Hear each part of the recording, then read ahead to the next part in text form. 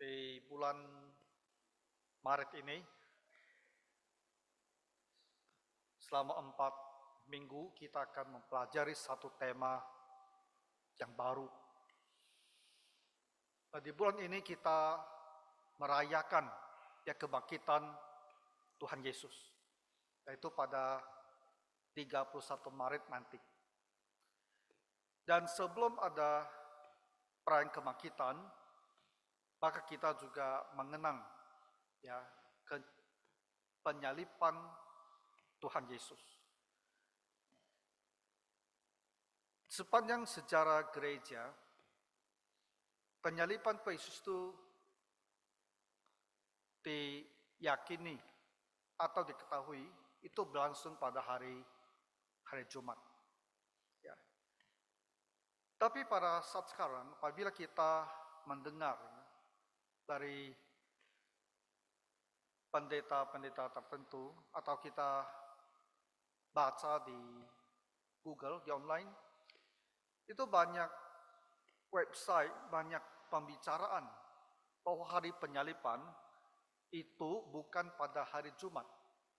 Kebanyakan akan mengatakan itu pada hari Rabu, dan sebagian lagi mengatakan itu pada hari Kamis.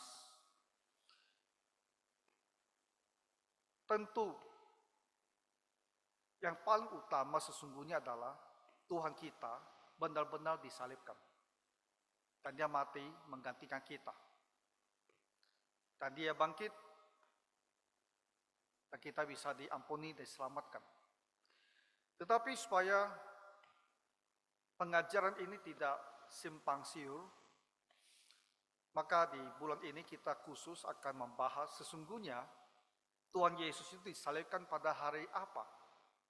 Pada hari Jumat seperti yang diyakini selama ini, ataukah dia pada hari yang lain yang umumnya dikatakan itu pada hari Rabu? Hanya sebagian kecil yang memodifikasi harinya dan dikatakan itu hari Kamis. Jadi untuk minggu yang pertama ini kita akan pelajari dari kitab suci, dan dari situlah kita akan bisa melihat bahwa Tuhan Yesus itu sesungguhnya disalibkan pada hari Jumat, karena dikatakan bahwa dia bangkit pada hari yang ketiga. Nanti saya akan jelaskan. Minggu depan kita akan membahas lagi topik yang sama ini dengan melihat satu sisi yang lain. Dari mereka yang mengatakan bahwa Tuhan Yesus disalibkan pada hari Rabu, itu didasarkan pada satu ayat. Itu berupa sebuah penjelasan tambahan oleh Yohanes bahwa hari Sabat atau hari setelah Tuhan Yesus disalibkan, hari Sabat itu adalah hari Sabat khusus atau hari Sabat persiapan bagi perayaan Paskah mereka. Apakah itu benar? Nah, itu harus kita pelajari. Nanti di minggu yang ketiga kita akan lihat dari bukti-bukti sejarah awal. Bagaimana tulisan bapak-bapak gereja, apa yang pernah mereka sebut, mereka tulis tentang hari penyaliban ini. Ya, dan yang keempat akan kita bahas secara lebih detail lagi adalah ajaran Yesus disalibkan pada hari Rabu karena didasarkan hanya pada satu anak kalimat, yaitu ia akan berada di dalam bumi 3 hari 3 malam. Dan 3 hari 3 malam itu dipahami sebagai 72 jam, sehingga tidak mungkin Kristus yang bangkit pada hari Minggu itu disalibkan pada hari Jumat. Hari ini saya akan singgung sedikit hal ini, tapi di minggu keempat itu akan secara detail dijelaskan kenapa makna 3 malam itu bukan 72 jam. Dan kalau mau dipaksakan 72 jam, kebangkitannya itu tidak bisa pada hari kebangkitannya itu tidak bisa terjadi pada hari Minggu. Dia akan terjadi pada hari yang lain. Ya. Nah, jadi mari kita lihat hari ini yang pertama, Kristus itu bangkit pada hari yang ketiga, dan ini menjadi dasar kita untuk menentukan kapan dia itu disalibkan. Nah,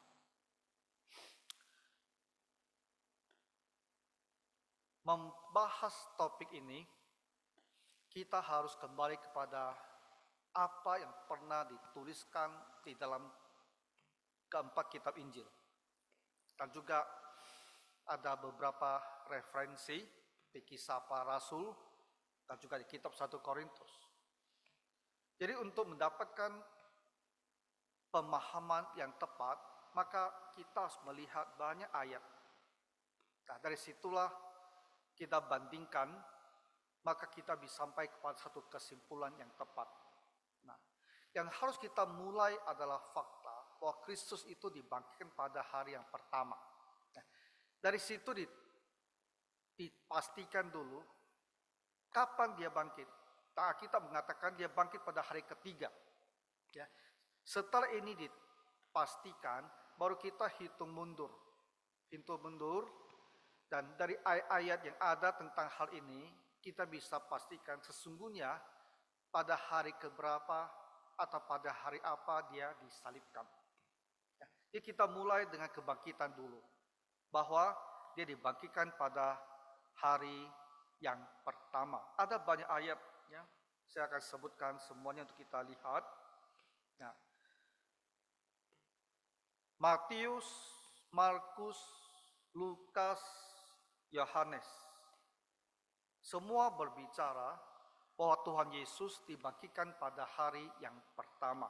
Ya, saya bacakan saja 1-2.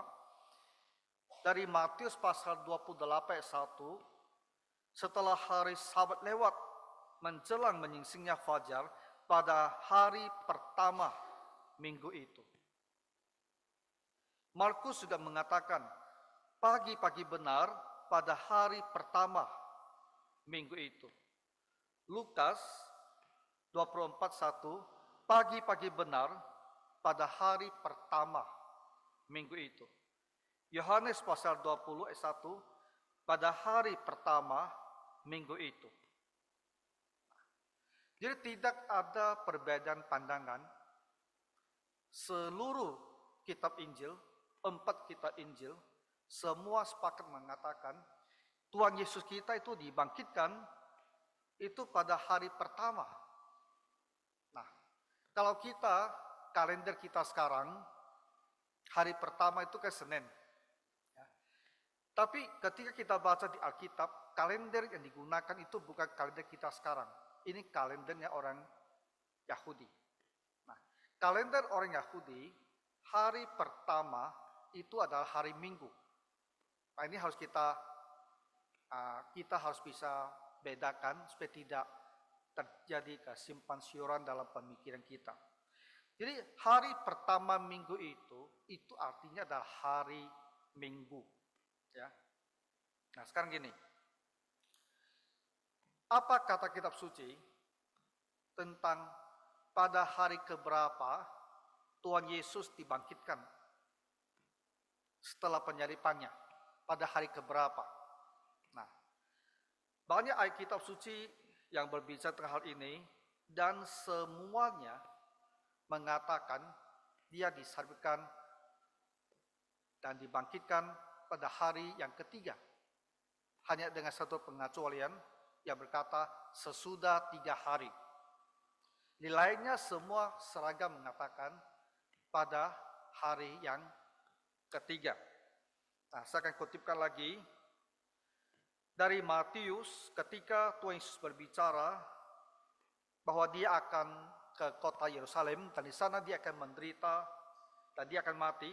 Kemudian dia bilang, lalu dia dibunuh dan dibangkitkan pada hari yang ketiga. Ya.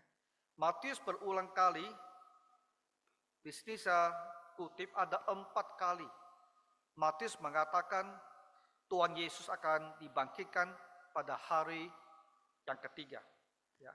Matius 16:21, 17:23, 20:19, 27 dan ayat 64. Semuanya istilahnya sama. dia akan dibangkitkan pada hari yang ketiga. Nah, di Injil Lukas, kita juga mempunyai 4 referensi. Dan semua juga mengatakan dia dibangkitkan pada hari yang ketiga. Lukas 9:22, anak manusia harus menanggung banyak penderitaan dan ditolak oleh tua-tua, imam-imam kepala, ahli-ahli Taurat, lalu dibunuh dan dibangkitkan pada hari ketiga. Ya.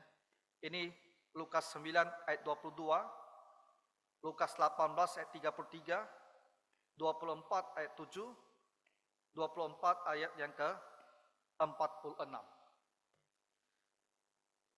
Di dalam Kisah Para Rasul, ketika Petrus berbicara kepada Cornelius dan mereka datang mendengarkan dia. Dari situ dia berbicara tentang Tuhan Yesus yang mati disalibkan, dan dia juga menyebut bahwa Kristus itu dibangkitkan pada hari yang ketiga. Ya, Kisah 10 ayat 40, Yesus itu telah dibangkitkan Allah pada hari yang ketiga. Nah, satu lagi referensi dalam surat Paulus kepada jemaat di kota Korintus. Dia berkata demikian, ayat 15, pasal 15, ayat keempat, bahwa ia telah dikuburkan dan bahwa ia telah dibangkitkan pada hari yang ketiga sesuai dengan kitab suci. Nah, jadi kita mempunyai kesaksian yang banyak referensinya, kesaksian yang seragam, baik dari kisah, baik dari surat-surat, baik dari kitab Injil, semuanya menggunakan istilah yang sama. Tuhan Yesus dibangkitkan pada hari yang ketiga. Nah, hari yang ketiga, kalau suatu peristiwa terjadi, saat ini terjadi, ini sebuah hari pertama, besok sebuah hari kedua, lusa di sebuah hari ketiga. Nah, kalau Kristus dibangkitkan pada hari ketiga, dan hari ketiga itu adalah minggu atau hari pertamanya orang Yahudi, maka hari keduanya adalah Sabtu, dan hari pertama itu adalah Jumat. Ya. Hari dibangkitkan pada hari ketiga menunjukkan Yesus disalibkan itu adalah pada hari Jumat. Ya, Jumat hari pertama, Sabtu hari kedua, Minggu adalah hari yang ketiga. Nah, Minggu hari ketiga, orang Yahudi itu sebut sebagai hari yang pertama dalam minggu itu. Nah, jadi dari begitu banyak kesaksian ke kitab suci, kita bisa tegaskan bahwa sejarah gereja yang mengajarkan bahwa Kristus disalibkan pada hari Jumat itu adalah benar. Itu bukan sebuah kesalahan yang sekarang itu mau diperbaiki menjadi hari Rabu atau hari Kamis. Nah, sekarang kita melihat kenapa ada pandangan yang berbeda. Nah, ada dua istilah berkaitan dengan kapan Tuhan bangkit ini di dalam kitab suci. Ada yang mengatakan bahwa sesudah 3 hari Kristus dibangkitkan. Itu ada. Ada satu ayat saja dalam kitab suci. Nah, di Markus pasal 8 ayat 31, kemudian mulailah Yesus mengajarkan kepada mereka bahwa anak manusia harus menanggung banyak penderitaan dan ditolak oleh tua-tua, imam-imam kepala, dan ahli-ahli Taurat, lalu dibunuh dan bangkit sesudah 3 hari. Nah, jadi pertanyaan begini, ada sebuah ayat yang jelas mengatakan Tuhan Yesus akan bangkit sesudah 3 hari. Nah, dan kita berpikir, kalau hari yang ketiga kita bisa hitung, sesudah 3 hari itu maksudnya apa? Ya. Kesannya adalah ada satu hari lewat, ada hari ketiga lewat, baru dia bangkit. Jadi bukan hari yang ketiga. Jadi apa maksudnya sesudah 3 hari? Nah, Bapak Ibu, ini adalah masalah berbahasa. Ya. Sekilas, seolah-olah Yesus itu bangkit sesudah 3 hari, itu tidak sama dengan hari yang ketiga. Tapi kita harus melihat bagaimana orang Yahudi pada zaman Tuhan Yesus itu, pada zaman Perjanjian Lama itu berbicara, menggunakan bahasa mereka. Ketika mereka bilang sesudah 3 hari, bagaimana maksud mereka itu? Itulah sebabnya kita tuh selalu harus membandingkan kitab suci dengan kitab suci. Kalau ada begitu banyak ayat yang mengatakan dia bangkit pada hari ketiga, lalu muncul sebuah ayat mengatakan sesudah 3 hari, yang memberikan kesan seolah-olah ada kontradiksi, ada perbedaan. Maka kita harus melihat kembali ke dalam kitab suci, membandingkan banyak hal-hal yang berkaitan dengan cara orang Yahudi berbicara tentang hari dan tanggal. Dari situ kita akan bisa mengerti apa yang dia maksudkan. Oke? Nah, jadi apa sesungguhnya dimaksudkan dengan sesudah 3 hari ini? Kita bersyukur ada satu peristiwa dalam sejarahnya orang Israel, yaitu pada saat Salomo raja telah mangkat, kemudian anaknya Rehabeam menggantikan dia sebagai raja. Itu raja baru, Rehabeam. Lalu rakyat itu dipimpin oleh seorang yang bernama Yerobeam. Mereka datang menghadap raja ini dan meminta supaya pajak mereka, supaya kerja mereka bagi negara itu bisa diringankan. Nah, dalam percakapan antara Raja Rehabeam dengan Yerobeam dan para pengikutnya ini, kita akan bisa menemukan makna daripada sesudah 3 hari itu artinya apa. Nah, saya akan kutip dalam bahasa Inggris dulu, karena Inggris dulu itu bisa bicara dengan sangat jelas mengenai hal ini. Sedangkan bahasa Indonesia, dia langsung tafsirkan apa yang dimaksudkan. Tapi nanti setelah itu saya akan bacakan bahasa Indonesia dulu.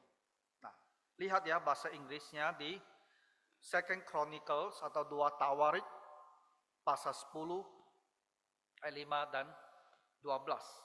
Nah, and he said unto them, come again to me after 3 days.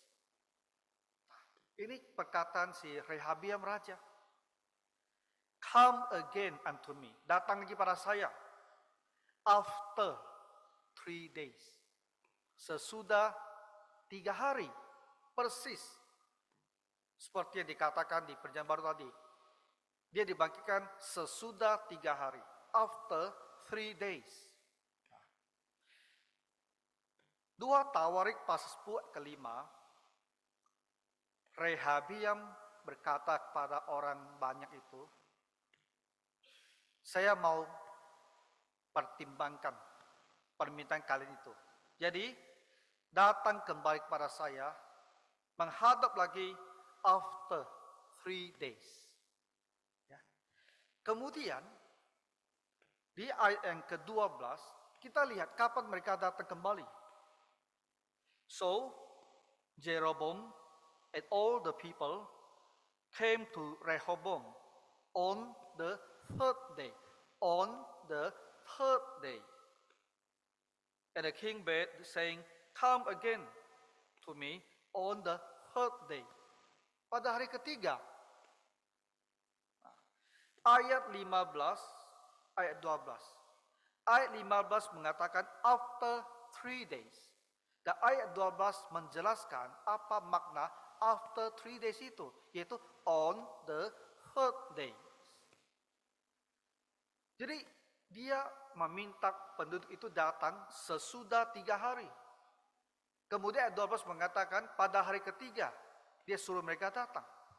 Nah, dari sinilah kita mengerti bahwa dalam masyarakat orang Israel dahulu kala, ketika mereka menggunakan bahasa sesudah 3 hari, itu sama maknanya dengan pada hari yang ketiga.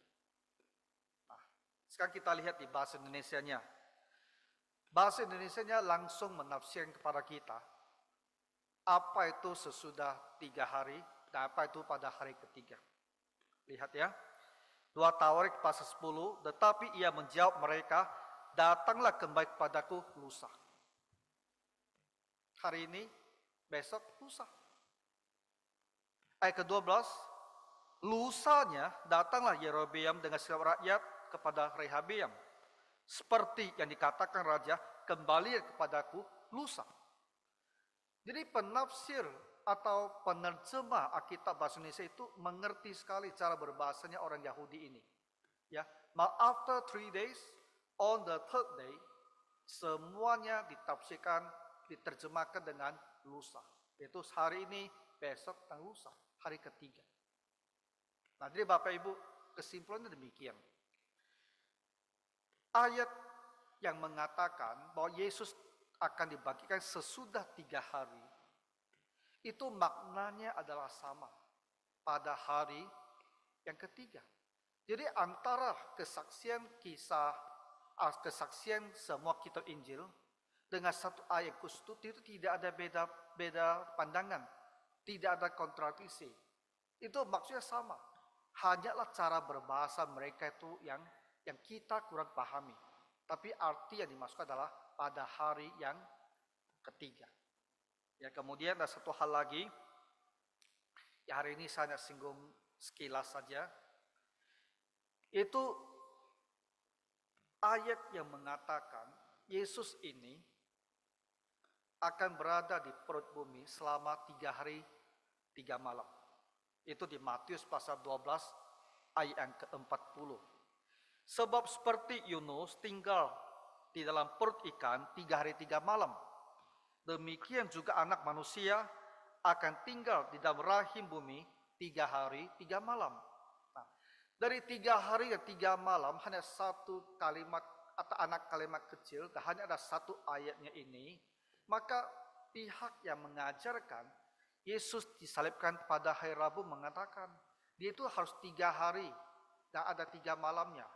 Bagaimana mungkin dia disalibkan pada hari Jumat? Ya, kalau hari Jumat 1 malam, Kamis Jumat 1 malam, Sabtu 1 malam, Minggu pagi-pagi kan sudah bangkit, tidak ada malamnya. Jadi tidak mungkin dia bangkit pada Minggu pagi-pagi, salibnya pada hari Jumat, karena tak memenuhi 3 hari 3 malam itu.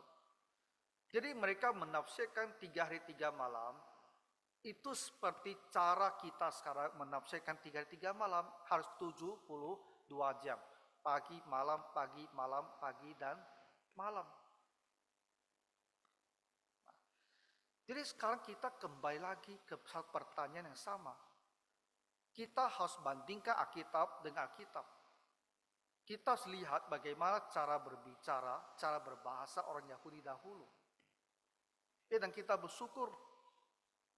Seperti yang tadi, kita juga mempunyai contoh. Ya, bagaimana orang Yahudi berbicara ketika menyebut 3 hari 3 malam ini. Apa maksudnya itu ada. Dan peristiwa itu berkaitan dengan Ratu Esther. Kita semua tahu Ratu Esther. Setelah Mordekai dianggap menghina pemimpin besar di dalam kerajaan itu, maka dibujuklah raja untuk membuat sebuah maklumat, sebuah peraturan dengan tujuan akan membinasakan orang Israel. Jadi Mordekai mengirim pesan kepada Esther, ratu keponakannya ini, untuk menyelamatkan orang Israel. Esther meminta mereka untuk berpuasa dan berdoa. Dalam peristiwa ini kita akan bisa melihat apa arti 3 hari 3 malam itu. Di Ester pasal ke-4 ayat 16 kita lihat. Lalu Ester berkata, pergilah, kumpulkanlah semua orang Yahudi yang terdapat di Susan. Susan itu ibu kota, ya, kerajaan Persia. Dan berpuasalah untuk aku. Janganlah makan dan janganlah minum. 3 hari lamanya, baik waktu malam, baik waktu siang. Ester minta mereka berpuasa 3 hari lamanya, baik waktu malam maupun waktu siang. Artinya 3 hari, 3 malam. Kemudian di pasal yang kelima ayat ke-1, kapan puasa ini berhenti?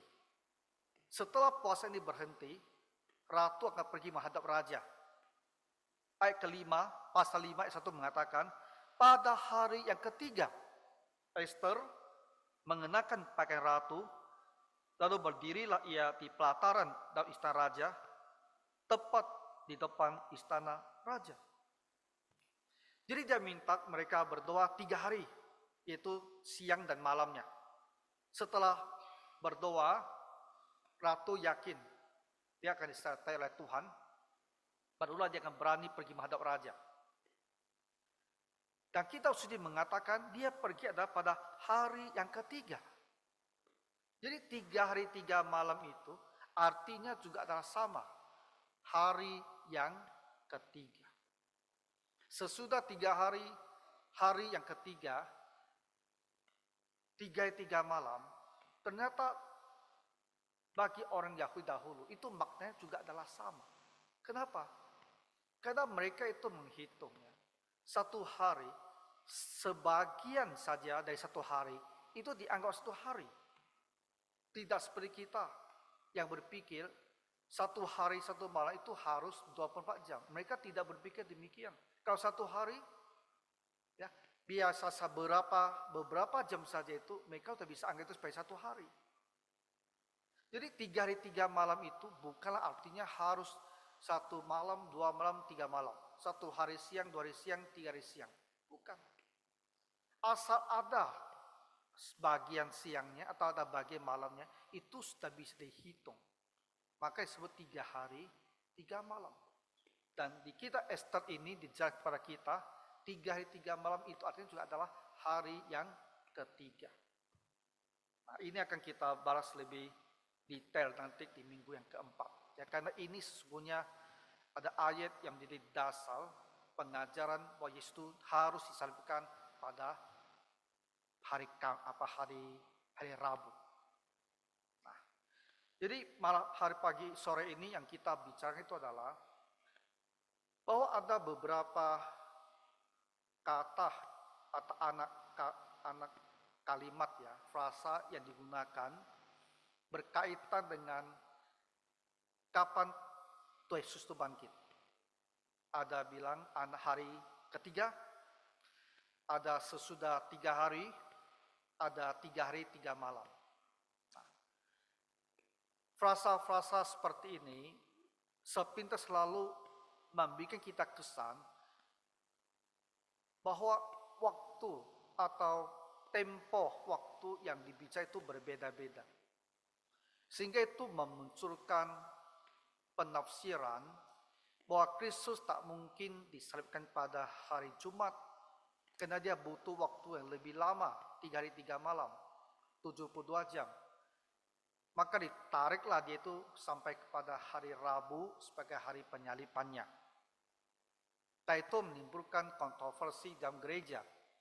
Ya, karena ada yang berkata Yesus disalibkan pada hari Jumat, ada yang berkata pada hari Rabu, ada juga yang modifikasi yang berkata dia disalibkan pada hari Kamis. Nah, hal ini membingungkan jemaat sehingga harus diluruskan mana yang sesungguhnya. Jadi dari studi frasa-frasa ini dengan membandingkan kitab suci dan kitab suci, jadi perjanjian lama kita menemukan kebenarannya bahwa sesudah 3 hari itu maksudnya juga ada pada hari yang ketiga. 3 hari 3 malam itu maksudnya juga adalah pada hari yang ketiga. Seperti hampir semua ayat-ayat referensi mengatakan dia dibangkitkan pada hari yang ketiga. Jadi kiranya Tuhan menolong kita. Ya, mari kita berdoa.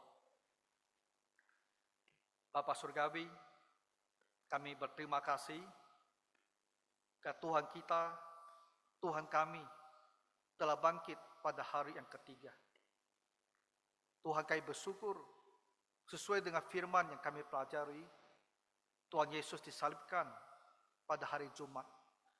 Dari hari Jumatlah sepanjang gereja mengenang penderitaan dan kematian Tuhan Yesus. Jadi teguhkanlah Tuhan pemahaman kami ini. Di dalam nama Tuhan Yesus Kristus kami berdoa. Amin.